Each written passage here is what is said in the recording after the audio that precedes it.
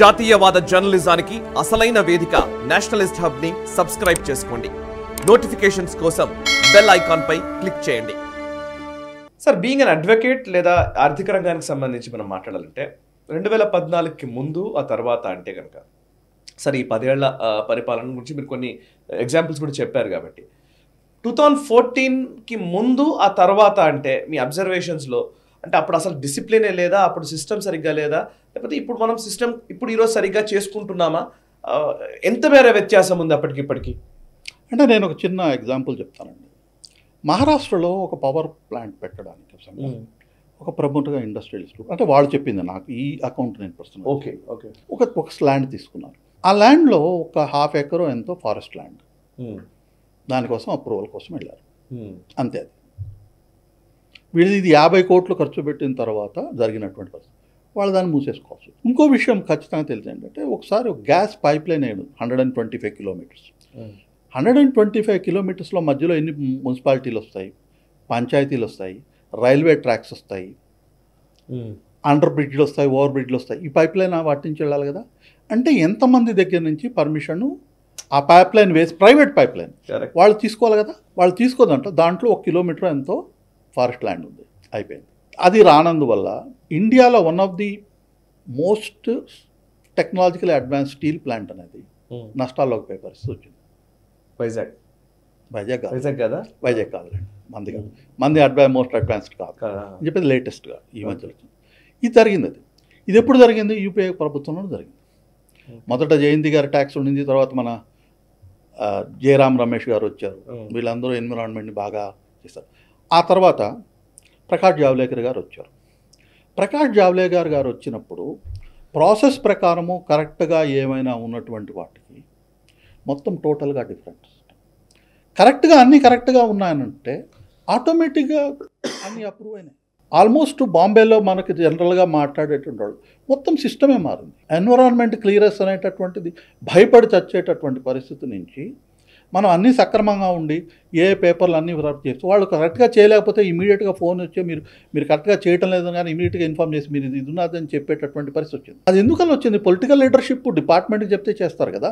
మనం పొలిటికల్ లీడర్షిప్పే మనకే ఇంట్రెస్ట్ లేదు.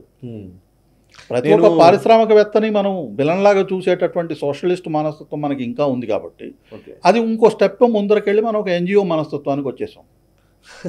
సోషలిస్ట్ ఎన్జిఓ మనస్తత్వానికి వచ్చాము. ఇప్పుడు పార్టీ కూడా అట్లనే ఉంది, అప్పుడు ప్రభుత్వం అట్లనే ఉంది. మీకు తెలియదు ఉంది, అప్పుడు ఎన్జిఓలే కదా ప్రభుత్వాన్ని నడిపింది, ఎన్జిఓలే నడిపాయి కదా. అది మరి డిఫరెన్స్ తెలుస్తుంది కదా. ఒక మంచి అడ్మినిస్ట్రేషన్ ఉండాలి, అందరూ బాగుపడాలి అన్నట్టు చేసే ప్రతికి ఎటువంటి జీవితంలో ఒక రూపాయి కూడా పని చేయకుండా, ఒక రూపాయి కూడా ప్రొడక్టివ్ ఇది లేకుండా ఎన్జిఓలు చేసినటువంటి ప్రభుత్వానికి డిఫరెన్స్ తెలుస్తుంది కదా. ఓకే, నేను జర్నలిజంలోకి వచ్చిన రోజు నుంచి ఒక మాట ఎక్కువగా వార్తాపత్రికల్లో చదివేవాడిని. నాకు తెలిసి ఈ మధ్యకాలంలో తగ్గిపోయింది ఆ మాట. శాఖల మధ్య సమన్వయం ఉండదు అనేది. అంటే ఒక శాఖకి ఇంకో శాఖకి, ఒక మినిస్ట్రీకి ఇంకో మినిస్ట్రీకి ఒకడు అప్రూవల్ ఇచ్చాడంటే ఇంకొకటి అప్రూవల్ ఇవ్వడానికి చాలా టైం పడుతుంది. అక్కడ నుంచి ఇంకోటి ఫైల్ రౌండ్ అండ్ అన్నట్టుగా తిరుగుతూ ఉండేటివి.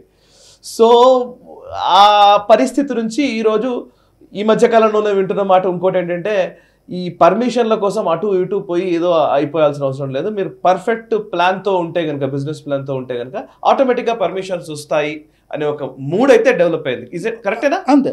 మీ ఇప్పుడు ఏంటంటే, ఇప్పుడు జనరల్గా చెప్తాను, ఇది పెద్ద ఎక్కడి దాకా వెళ్ళదు. మన విషయంలో చూసుకున్నాం.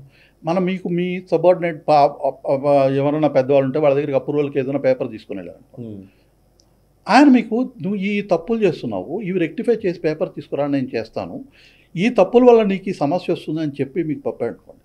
రెండోసారి మీరు ఆ సమస్య చేయరు, ఆ తప్పు చేయరు. మూడోసారి ఇంకోటి కరెక్ట్ చేశారు అనుకోండి, ఒక వారం 10 రోజుల తర్వాత మీకు ఏది ఎట్లా చేయాలో మీకు తెలుస్తుంది. ప్రభుత్వంలో చట్టపరంగా ఏం చేస్తే ఏమొస్తుంది అనేటటువంటిది మొదట అందరికీ తెలుసు అండి. కానీ ఇష్టం వచ్చినట్టు వాడు ఏం చేసినా పుల్ స్టాప్ కామనో మాకు ఇవ్వాలనే పర్మిషన్ ఇవ్వాలని నేను చెప్పినట్టుగా ఎన్జిఓలను నడిపేటటువంటి దాంట్లో వచ్చినటువంటి వాళ్ళందరూ శత్రువుల కింద చూసినటువంటి లాగా మాకు ఎంత వస్తుంది అన్నటువంటి చూసింది. అందుకని జయంతి ట్యాక్స్ అని అన్నారు కదా, ఇటువంటి వాటి తీసుకుంటే ఎక్స్ట్రీమ్ సర్కమ్స్టాన్సెస్. ఒక అడ్మినిస్ట్రేటర్ కాకుండా, మనం ఫెసిలిటేటర్గా కాకుండా ఎక్స్ట్రీమ్ సర్కమ్స్టాన్సెస్ డెసిషన్ మేకింగ్లో వచ్చినప్పుడు ఇంకెక్కడ ప్రాసెస్ ఉంటుంది? ఇంకోటి మీరు గమనించండి, ప్రణబ్ ముఖర్జీ గారు ఎన్ని కమిటీలకు చైర్మన్ ఆయన? 80 64 అనుకుంటాను, నాకు గుర్తులేదు. మీరు చాలా ఉన్నాయి కదా, మీరు అప్పుడు జర్నలిజంలో ఉన్నారు కదా. మరి అన్ని కమిటీలు అవసరం ఏంటి? కమిటీలు పెడుతున్నా అంటేనే ఒకటేంటంటే డిపార్ట్మెంట్ల మీద మధ్యలో సామరూప్యత కానీ ఒకరొకరు మాట్లాడుకునే పరిస్థితి కానీ లేదనేసి. పైగా గవర్నమెంట్ చూడండి, ఒక్కొక్క మినిస్టర్ ఎయిమ్స్ డిఫరెంట్, ఒక్కొక్క మినిస్టర్ పార్టీస్ డిఫరెంట్.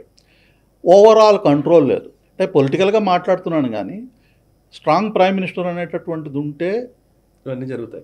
లీడర్ స్ట్రాంగ్గా ఉన్నటువంటిది ఉన్నట్టయితే ఏదైనా పని ఎక్కడ ఆగిపోయిందంటే ఎవరి వల్ల ఆగిపోయింది అని బయట వాళ్ళు ప్రశ్నిస్తారు అనేటటువంటి.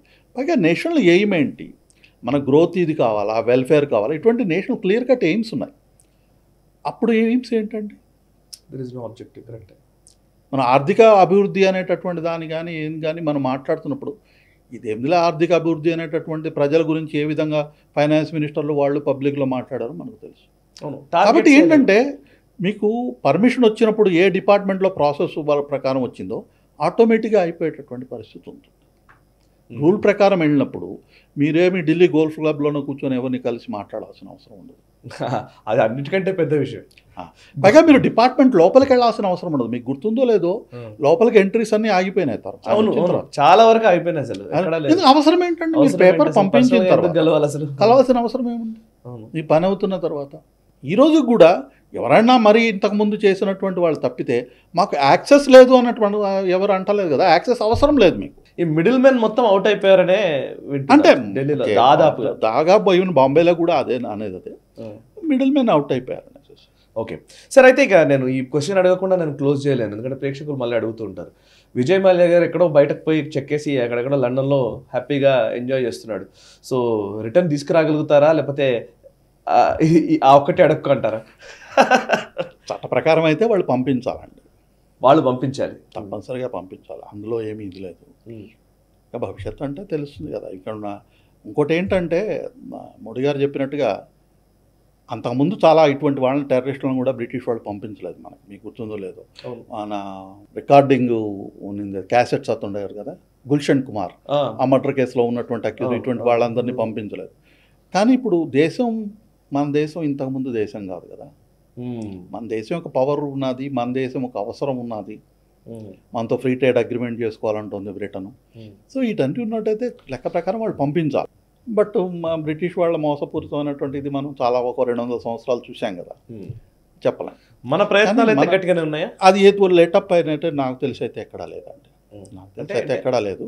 ఎందుకంటే నేను చెప్పినట్టుగా చట్ట ప్రకారమైన ఏ విధమైన చర్యలు తీసుకోవాలో ఆ విధమైన చర్యలు తీసుకోవడానికి ఖచ్చితంగా ఎటువంటి ఇది లేదు. నేను ఇంతకాలం వాళ్ళకి ఆయనకి ఇష్టమైనటువంటి విల్లా పోయేసేసి అక్కడ అంతా పీక్కుంటున్నప్పుడు కూడా ఎవరు మనకు ఫోన్ చేసి మీరేంటి ఇట్లా చేస్తున్నారు, ఏం లేదు, పర్సనల్గా ఎందుకు తీసుకున్నారు, ఇటువంటి ఎవరు ఎప్పుడు ఏం లేదు. మీ పని మీరు చేపించేసారు, ఏం లేదు. వండర్ఫుల్. ప్రశ్న లేదు. ఓకే, ప్రశ్న లేదు. అంటే ఏంటంటే ఒకటి చెప్పేవాళ్ళు కొంత జాగ్రత్తగా ఉండు, సెక్యూరిటీ ఇది ఇటువంటివి అయితే చెప్పడం, వెళ్ళేటప్పుడు ఒంటరిగా వెళ్ళొద్దు, ఇటువంటి చెప్పారు. ఇంటెలిజెన్స్ కూడా మీకు కొంత జాగ్రత్తగా ఉండండి అంతే అంత చెప్పారు. కానీ ఇంత లేదు, ఎక్కడ ఏమీ ఇది లేదు అనమాట. ఇదనే కాదండి, నార్మల్గా కూడా ఇప్పుడు బ్యాంకులో రెగ్యులర్గా అప్రూవల్స్ అని కానీ కొంత టైట్ చేస్తారు కదా. ఈ డాక్యుమెంట్ కావాలా, ఆ డాక్యుమెంట్ కావాలా, లేకపోయినట్లయితే మేము ఇప్పుడు ప్రాసెస్ ప్రకారం ఎన్ఓసి కానీ ఏదైనా కావాలనుకోండి, పెద్ద పెద్ద ఇండస్ట్రియలిస్ట్కి కూడా జరిగినప్పుడు కూడా నేను విన్నది ఏంటంటే, అంటే ఆ లెవెల్లో నేను యూపీఏ ప్రభుత్వంలో నేను పనిచేయలేదు. ఆ లెవెల్లో ఉన్నప్పుడు ఇక్కడ వచ్చిన తర్వాత మాత్రము నాకెవరు ఏమి ప్రాజెక్ట్ తీసుకున్నారు. చాలా ఇంపార్టెంట్ ఇండస్ట్రియల్ హౌస్కి బ్యాంక్ గ్యారంటీలు వాటి మీద కానీ వీటి మీద తప్పనిసరిగా ఇవ్వాలి, ఇటువంటివన్నీ చెప్పినప్పుడు కూడా ఎవరు ఎటువంటి ప్రెషర్ లేదు. టైం ప్రకారం పేపర్లు ఇవ్వాలి, టైం ప్రకారం చేయాలన్నటువంటిది. ఇన్ఫ్యాక్ట్ మీరు గమనించినట్లయితే ప్రొఫెషనల్ మేనేజ్మెంట్ ఉన్నటువంటి వాళ్ళు ఎవరు ఈ పనులు చేయరండి. ప్రొఫెషనల్ మేనేజ్మెంట్ లేనటువంటి ఇండస్ట్రియల్ హౌసెస్ మాత్రమే చేస్తాయి. కరెక్ట్. అందులో చాలా వరకు రాజకీయ నాయకులు ప్రమోట్ చేసిన ఉంటాయి. ఫ్రాంక్గా మాట్లాడుకోవాలంటే ప్రమోట్ చేసిన ప్రత్యక్షంగానో పరోక్షంగానో రాజకీయ నాయకుల గ్రూప్స్ ఉంటాయి. అంతేగాని ఇండియాలో ఇంతకాలం సర్వైవ్ అయినటువంటి పెద్ద పెద్ద గ్రూప్స్ ఏవి ఆ విధమైనటువంటి చేయవన్నమాట. ఎప్పుడు కూడా పెద్ద పెద్ద అకౌంట్స్ చేసినప్పుడు కానీ ఎక్కడా ఏమి ప్రెషర్ అయితే ఎప్పుడు లేదు, అటువంటిది ఏం లేదు. వండర్ఫుల్ అండి. యా, లక్ష్మీనారాయణ గారు, థ్యాంక్ యూ వెరీ మచ్. చాలా అద్భుతమైన విషయాలు మీరు చెప్పారు. And I request you continuous గా మనం చాలా విషయాల గురించి మనం మాట్లాడాలి. ఈ దేశం ఎటు పోతుంది, ఇప్పటిదాకా ఎక్కడి వరకు వచ్చాము, మనము ఎన్ని సంస్కరణలు చేసుకుంటూ ఉన్నాము, ఏ చట్టాల్లో ఎట్లాంటి అంశాలు రూపొందించబడి ఉన్నాయి. I request you please.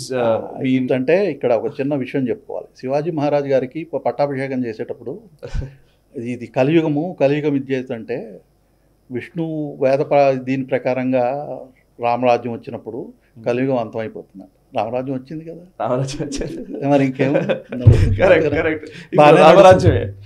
బాగానే నడుస్తుంది, లేకపోతే ఆయనే నడిపిస్తాడు. Thank you very much.